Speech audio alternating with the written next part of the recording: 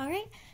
Happy Wednesday. This is the second day that we are reading the dog newspaper. This is for pages 546 to 548. I'm going to be reading the text aloud and then explaining some of the questions that we'll be answering on EdSpeed today. So our standard of the day, it's the same one that we had yesterday.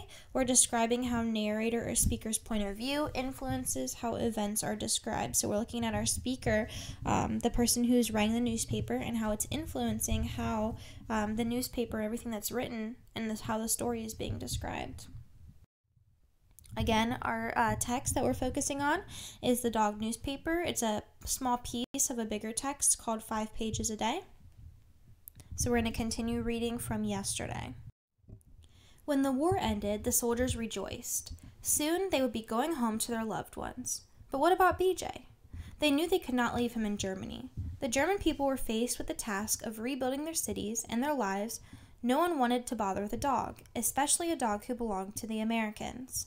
The reason why they didn't want to bother with a dog that especially belonged to Americans was because Americans and the people that lived in Germany were on opposite sides of the war. I'm going to continue reading. The men decided to chip in enough money to fly BJ back to the United States. Then they had a drawing to see who got to keep him. Each soldier wrote his name on a slip of paper and put the paper in a helmet. The winning name was drawn, Bill Showers, my uncle. Uncle Bill lived with my family, so BJ was flown from Germany to Minneapolis, where my parents picked him up at the airport and drove him to our home in Austin, Minnesota. I was 9 years old and delighted by the addition of this wire-haired schnauzer, at least we thought he might be a schnauzer, to our household. Does anyone have a dog or a pet that they're not completely sure of the breed? That's how I am with my dog, Finley. He's a poodle mix, but we're not exactly sure what he's mixed with. So that's what he means when he says, at least we thought he might be a schnauzer. I'm going to continue reading. According to Uncle Bill, BJ understood many commands in both English and German. Since none of us spoke German, we had no way to prove his claim. BJ quickly became my dog. Although BJ was overjoyed when my uncle arrived home after his discharge, Uncle Bill did not stay in Austin long. He got married and headed to the University of Minnesota, where dogs were not allowed in student housing. BJ stayed with my family. I showered him with loving attention. I brushed him, tied ribbons on his collar, took him for walks, and read aloud to him. BJ seemed especially fond of the Raggedy Ann and Andy stories, which were favorites of mine as well.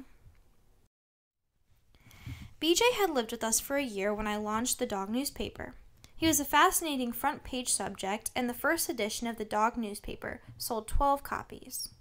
So when it says he was a fascinating front-page subject, I'm thinking that this is our speaker's perspective or our speaker's opinion about his dog. That doesn't necessarily mean that that's what everyone else's perspective or opinion about him is. And his opinion about his dog is going to influence how this story is being told. I'm going to continue reading. Even though my lead story required little research, this 60 cents was not easy money. All those interviews about the neighbor dogs took time. Also, I grew up before there were copy machines, so I couldn't just go to the local copy center and run off 12 copies of the paper.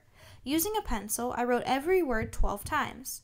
Then I delivered my newspapers and collected my pay. BJ and I became famous on our block.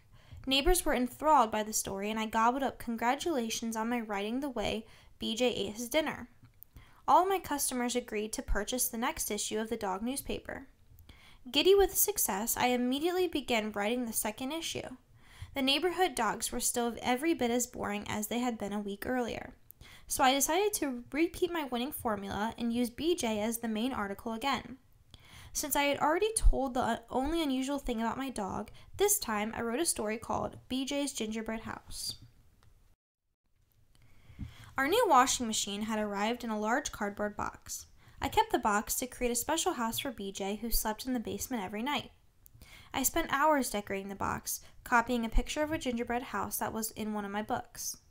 I colored curlicues, I blistered my hands cutting designs in the cardboard, I painted flowers on the sides. The gingerbread house was absolutely breathtaking. At bedtime that night, I took BJ down to the basement and put his blanket in the beautiful gingerbread house. I petted him and kissed him and told him I knew he would sleep very well. The next morning, I couldn't believe my eyes.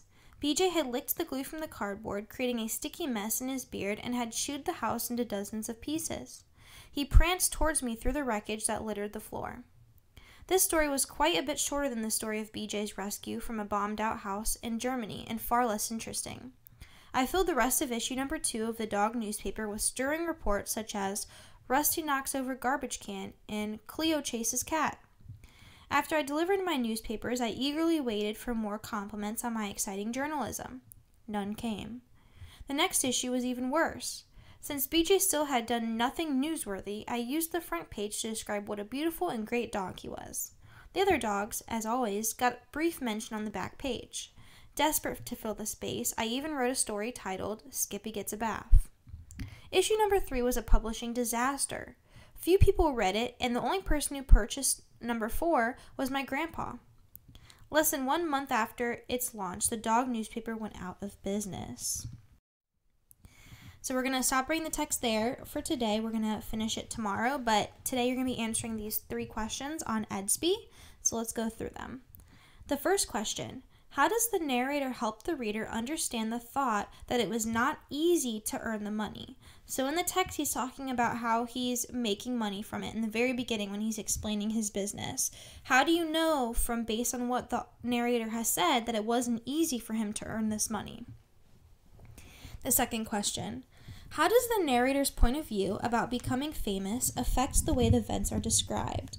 So he has a specific opinion or perspective about him becoming famous, and how is that impacting the way that he's telling the story? Number 3, analyze what the picture on page 549 adds to the meaning and the tone of the text on page 548, paragraph 4. So look at the picture on page 549 and then read paragraph 4, and how does that picture help you understand what the paragraph on page 548 is telling you? So how is it adding to the meaning of the text, or how adding to the tone or the mood of the text?